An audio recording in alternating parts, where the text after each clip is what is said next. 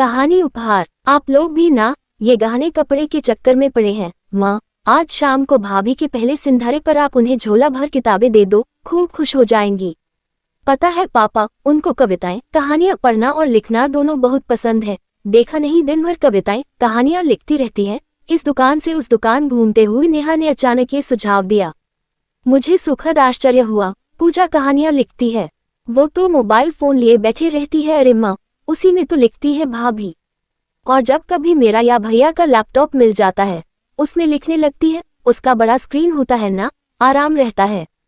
ये सब सुनकर ये भी मुस्कुरा दिए। वैसे बात तो सही कह रही है बिटिया, तुम्हारी चेन लॉकेट से ज्यादा खुशी तो उसे किताबें देखकर होगी। अरे बेटा, तुम्हारी माँ को भी साहित्य में बड़ी रुचि थी। मुझे याद है कैसे छुप छुप कर किताबें पढ़ती थी, अनजाने में ही सही, लेकिन इनकी बातों से मेरे घाव तो हरे हो ही गए थे। कितना शौक था मुझे। तभी तो मायके से मुंशी प्रेमचंद जी, शरतचंद्र जी की कितनी किताबें लाई थी। ससुराल में ये सब किसी को पसंद नहीं आया। धूल फांकती किताबें ना जाने कब रद्दी वाले के ठेले पर पहुंच गईं, पता ही नहीं चला।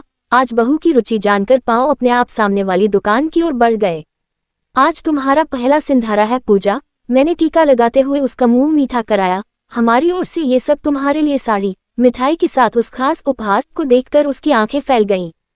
माँ, लैपटॉप। पूजा दबाए आंखें लिए मेरे पैर छूते हुए बोली, मुझे बहुत जरूरत थी माँ इसकी। आपको इतने प्यारे उपहार के लिए थैंक्स कैसे कहूँ, बताए।